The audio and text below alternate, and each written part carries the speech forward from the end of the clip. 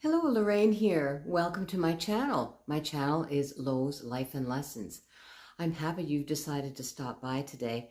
You know, recently some of you have expressed a little interest in knowing something about me, something about my life. I guess that you hope to learn some things about how I've handled challenges and tribulations and trials and yes, successes in my life as well. And of course, at 75, I do have a lot of experiences under my belt. So this is going to be an attempt to do that. It feels a bit awkward to me. I've never considered myself a really transparent person. I wouldn't say I'm secretive, but I do tend to be a little private, even though here I am on YouTube. But anyway, first of all, I want to start by sharing with you my scent of the day, which is Kate by Kate Moss, the model. This fragrance was released in 2007. I'm just going to check my notes here. It has notes of pink pepper, orange blossom, forget-me-not, peony, lily of the valley, rose, musk, patchouli, and sandalwood. This fragrance was created to represent Kate's personality. It's seductive and sexy. She has a free spirit and a bit of an edgy lifestyle, and that's what this fragrance represents, and it is lovely. It's my scent of the day. This video really is going to focus on some of the rules with which I was brought up. And many people in my age group were probably brought up with similar rules. I can't presume to speak for everybody, but these are some of the expectations, I guess, that my parents had of me. Now, some of these go back to when I was maybe 10 or 12, but a lot of them have to do with when I was in my teenage years. So let's get started. This format is not going to be terribly organized. I hope that you will take something away from it. But anyway, let's get started. I'll do the best I can. The first thing that comes to mind for me is that we were expected to do well at school. Now, even at that time and continuing today, I do understand that children are rewarded and often rewarded financially for getting good marks or passing a good grade on a test or producing a really good project. Now, my parents' philosophy was you are expected to do well at school. You're expected to do your homework, to do your projects. And they certainly did not offer any help. It was not done in those days. I know today parents spend so much time helping their children with homework. That just was not a thing in my day. And certainly when we passed from one grade to the next, we did not receive any monetary reward at all. It was an expectation and it was kind of good for you and on to the next year of school. The next thing that comes to mind is don't brag. You know, there was just nothing worse than being full of yourself or liking the sound of your own voice, which is really ironic because here I am on YouTube, and believe me, when you're editing these videos, I hear a lot of my own voice. Anyway, that was sort of one of the rules. Don't brag too much. Always defer to other people. It's okay to admire them, but don't admire yourself too much. That was kind of the message there. And by the same token, it was also don't be vain. Now, I was the oldest of three girls. I had no brothers. So, of course, as we got older, we were into makeup and hair and stuff like that. But the message was don't be too vain. Don't spend too much time on your hair or too much time in front of the mirror. I can remember when I first started using a daytime moisturizer. I was probably about 15. I remember hearing my father say to a visitor, a woman actually, because we had a fairly small house, so we could hear conversations going on. And he was saying to her how silly it was that a teenager would bother putting cream on her face. And I remember that woman saying that that was a good thing, that that was a good thing for a young woman to start, was to take care of her skin. I never forgot that. I never forgot overhearing that. So that was encouraging to me. The next one was there was to be no radio or TV during meals. Now, we'd always had a radio on the counter in the kitchen, but during meals, no, the radio was not on, and the TV certainly was not on. And on the other hand, there was not a great deal of conversation around the dinner table. I guess we were kind of a formal family. We didn't really it was, I don't know, it's hard to explain. There was often not that much stimulating conversation around the kitchen table.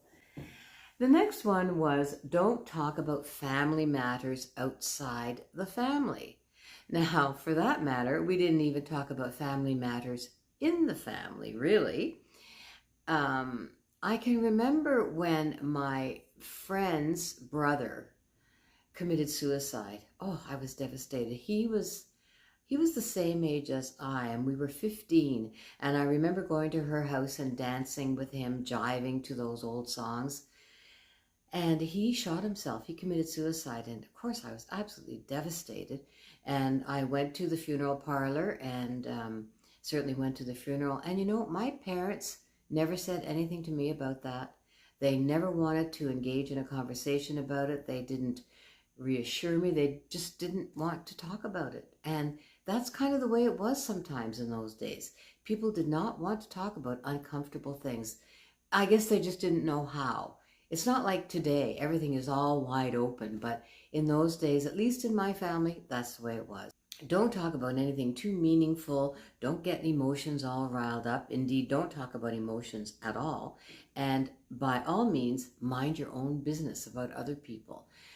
Don't be questioning and don't be judging. Just mind your own business and stand back. That was kind of the way of life then.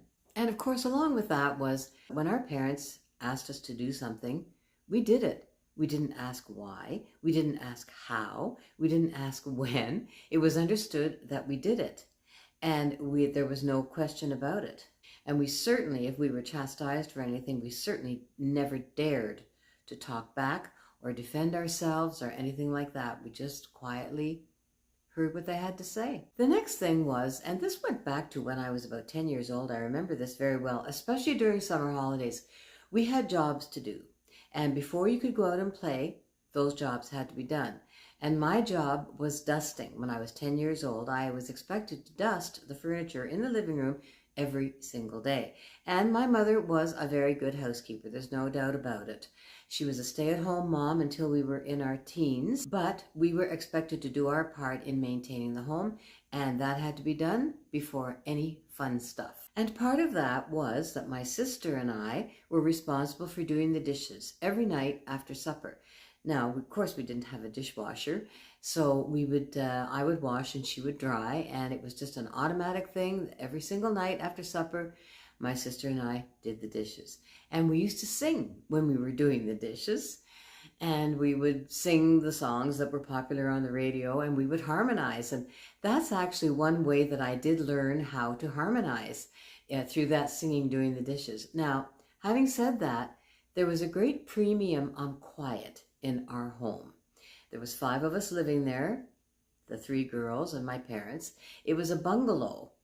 And so all the activity took place on one level. And in those days, the houses were pretty small compared to some of the houses today. Anyways, so we were expected to be fairly quiet. There was no rowdiness or giggling or anything like that. So even though we had a good time doing the dishes and we sang together, we had to keep it down, as my father said, to a dull roar. My parents bought their first brand new house when I was about 14 years old. And I lived in that house for about 8 years. It was a bungalow, as I've already said, and it was brand new. And of course, they were very proud of it. Now, my mother absolutely refused to let anybody take a shower in that house. She did not want to be cleaning the tiles and taking a chance, I guess, on the grouting getting moldy or anything. So we were only allowed to take a bath. That included my father. That included everybody. And in all the years that they lived in that house, nobody ever took a shower in that house. It was baths only. And finally on this list, and I'm sure there are a lot more, but I don't want this video to be too long, there was absolutely no swearing. There was no saying shut up to each other. We were always very polite to each other. So, and even my parents, there was no swearing between them. My parents did fight, and we could hear them fight, but they didn't really fight in front of us, although, again, being a fairly small house, even if the fighting took place at night and they thought we were asleep, sometimes I could hear them fighting. But nevertheless, apart from that, we were always very polite to each other. I don't know, maybe a bit cold to each other. Like I say, we didn't really talk in any depth about any feelings or anything. And that's just the way it was in my house. That's the way I was brought up. I did not want to bring up my own children that way. I wanted to be a little more open, and I wanted to reveal myself because I feel that my parents didn't reveal themselves to us children, and I kind of regret that. I would have liked to get to know my parents a bit better as people, but alas, that never happened. So that's all for today. I hope you find this entertaining and informative. That's just a little glimpse into my upbringing. That's how I was brought up. And let me know in the comments if you can relate to any of these rules. I thank you for joining me, and I hope to see you in my next video. Bye-bye for now.